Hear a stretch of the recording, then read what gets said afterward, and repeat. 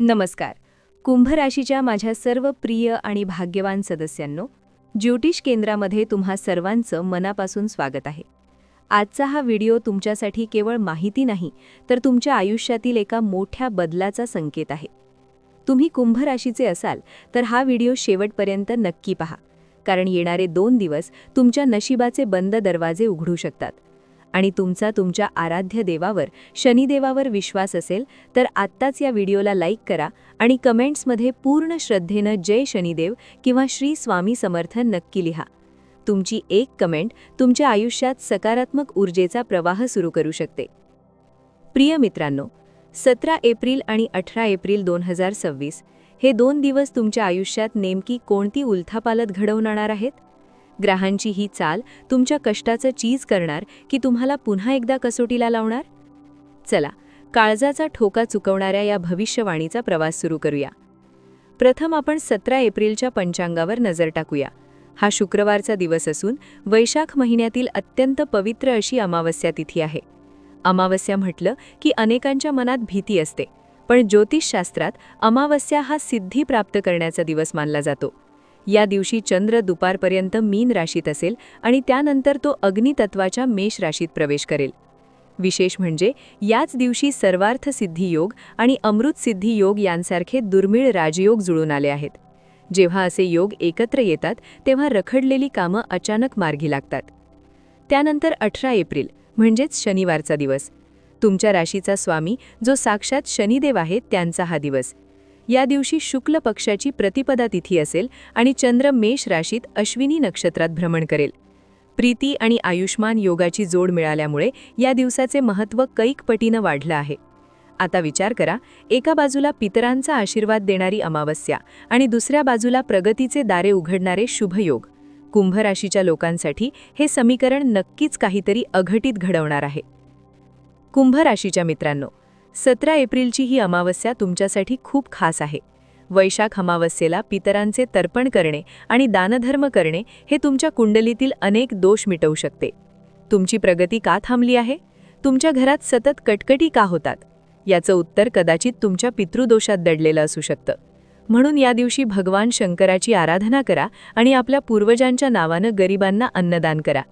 बघा, त्यांचे आशीर्वाद मिळताच तुमच्या आयुष्यातील अडथळे कसे कापरासारखे उडून जातील.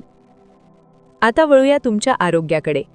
आरोग्याच्या बाबतीत बोलायचे झाले तर कुंभ राशीच्या जातकांसाठी हे 2 दिवस अत्यंत उत्साहाचे असतील.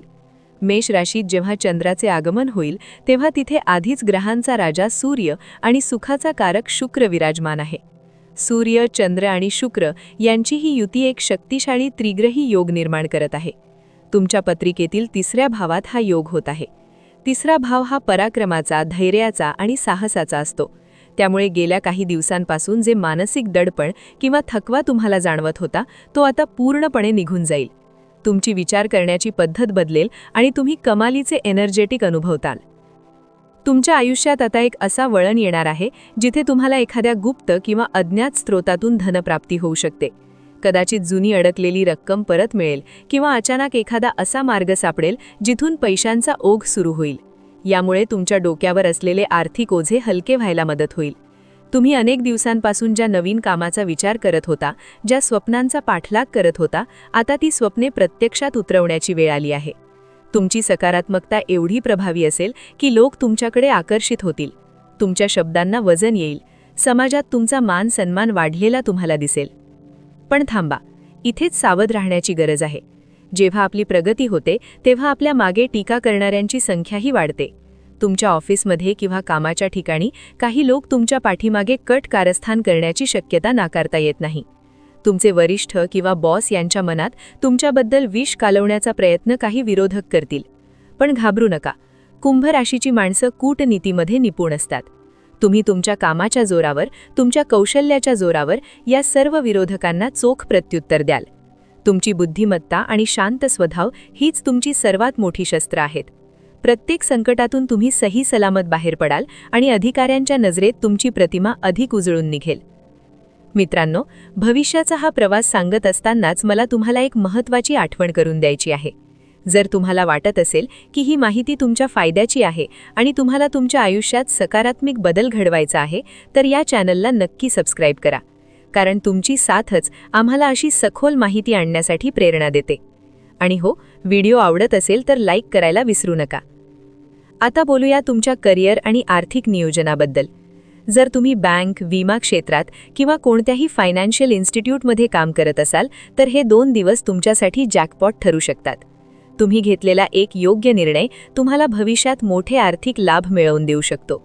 पैशाचा वापर कुठे आणि कसा करायचा याचे अचूक ज्ञान तुम्हाला या काळात होईल. व्यापाऱ्यांसाठी ही वेळ सुवर्ण संधीसारखी आहे. एखादी मोठी डील फायनल होऊ शकते किंवा व्यवसायात नवीन भागीदारीचे प्रस्ताव येऊ शकतात. शेअर मार्केट किंवा गुंतवणुकीत असलेल्या लोकांसाठी सुद्धा काळ अनुकूल आहे, मात्र विचारपूर्वक पाऊल टाका. कुंभ राशीच्या जातकांसाठी 3रा भाव ॲक्टिव्ह असल्यामुळे जे लोक ऑनलाईन काम करतात, डिजिटल मार्केटिंगमध्ये आहेत किंवा डिझायनिंगच्या क्षेत्रात आहेत, त्यांच्यासाठी प्रगतीचे नवे मार्ग खुले होतील. तुमची संवाद कौशल्य म्हणजेच कम्युनिकेशन स्किल्स इतकी प्रभावी असतील की तुम्ही अशक्य वाटणारी गोष्टही शक्य करून दाखवाल. कौटुंबिक आणि प्रेम जीवनाबद्दल बोलायचे झाले तर एक सुखद धक्का तुमची वाट पाहत आहे. कदाचित तुमच्या आयुष्यात अशा व्यक्तीची एंट्री होईल जिच्यावर तुम्ही मनापासून प्रेम करता पण कधी व्यक्त झाला नव्हतात. तुमचे विचार जुळणाऱ्या व्यक्तीशी तुमची भेट होऊ शकते.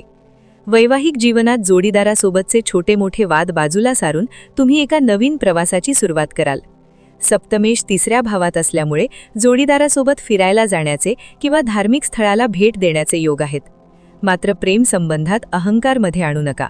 छोट्या गोष्टीवरून वाद घालणे टाळा, अन्यथा विनाकारण मनस्ताप होऊ शकतो.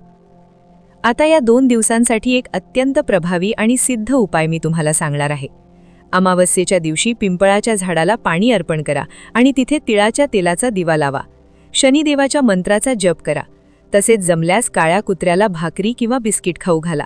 हा छोटासा उपाय तुमच्या आयुष्यातील मोठ्या अडचणी दूर करण्याची ताकद ठेवतो.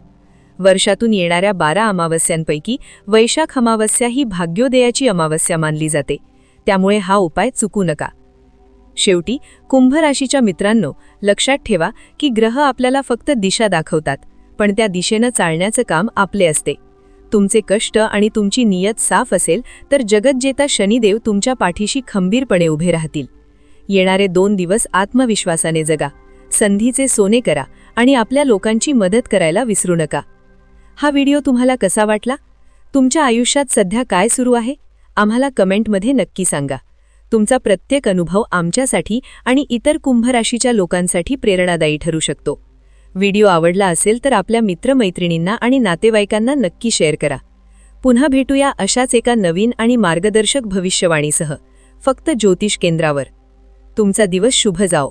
मनोभावे म्हणा. श्री स्वामी समर्थ. जय शनिदेव. धन्यवाद.